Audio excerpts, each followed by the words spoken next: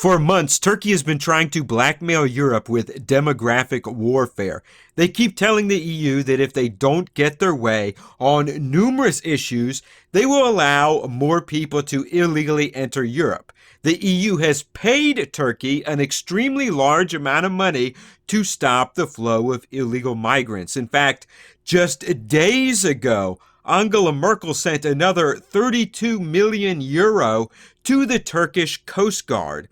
I've said in the past that it looked like Turkey was conducting a slow motion stand down. Well, right now, Turkey is officially conducting a full stand down. People are being given a green light to attempt illegal entry into Europe. Of course, most of these people will be going to Greece, where there are ongoing riots over illegal immigration. People in Lesbos and other islands have been rioting over the construction of new asylum centers. I talked about how New Democracy gained a majority of the Greek parliament last year. A lot of people claim this was a huge conservative victory. However, I said they are a very weak center-right party and that I did not have faith in them. New Democracy needs to take immediate action. It needs to be decisive, and it needs to happen now. Turkey has huge ambitions and is currently involved in a bunch of conflicts. They are occupying part of Cyprus and engaged in a standoff with the EU over mining rights and the transfer of new weapons into Cyprus.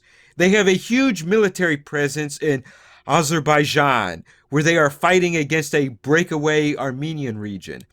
They are involved in the ongoing Libyan civil war. They are occupying parts of northern Iraq and fighting Kurdish groups. They are occupying parts of northern Syria and fighting the U.S.-sponsored YPG. They also have a huge presence in the Idlib region of Syria. This is controlled by an alliance of Salafist jihadists calling themselves the Salvation Government. The largest remaining component of the Salvation Government is Hayat al-Tahrir al-Sham, or HTS, formerly known as Nusra Front, which was the official al-Qaeda franchise in Syria. Previously, Turkey, Russia, and Iran negotiated a peace deal. The main task that Turkey agreed to perform was disarming HTS by the end of 2018. Instead, they have done the exact opposite. They are openly conducting military operations with the group and arming them. In fact, Turkey recruited many of HTS's rivals to go fight in Rojava in Libya, thus making HTS even more powerful in Idlib. Well, the Syrian army has been rapidly defeating HTS and retaking large swaths of Idlib. If you go to the community section of this YouTube channel, I have a lot of information about this. The Turkish army has been providing the Salafist militants with armored vehicles and Grad rockets. More recently, the Turkish army has been providing them with heavy artillery support. They have given the militants shoulder-fired anti-aircraft missiles known as man-pads, and now they are even supporting the militants with airstrikes conducted by sophisticated armed drones. There was another Turkish escalation today. Turkey fired long-range missiles into two major Syrian cities, including Latakia, which has long been a beacon of peace and stability in Syria.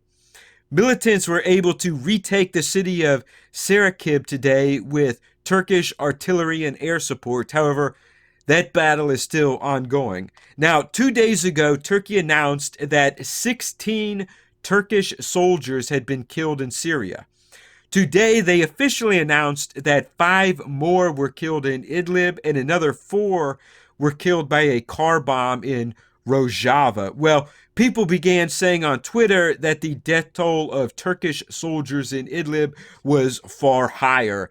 Immediately after that, there was a nationwide outage of Twitter in the country of Turkey.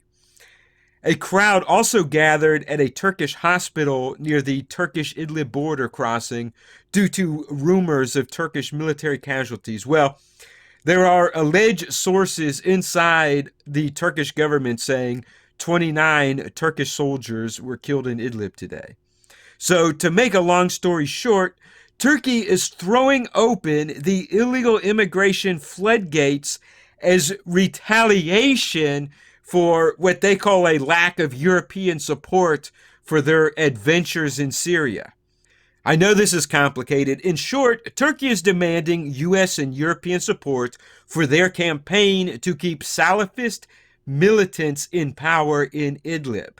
They do not want the region to go back under the control of Bashir al-Assad. Now, keep in mind, even anti-Assad groups admit that HTS and the so-called Salvation Government are extremely unpopular among the civilian population of Idlib. All right, thanks for watching this video. Click the like button, post a comment below, and tell me what you think about this. And please consider making a donation to this YouTube channel, as YouTube no liking my videos. And please support my sponsor, Patriotic Flags, the online flag store, patriotic-flags.com. And click the subscribe button. New video every few days.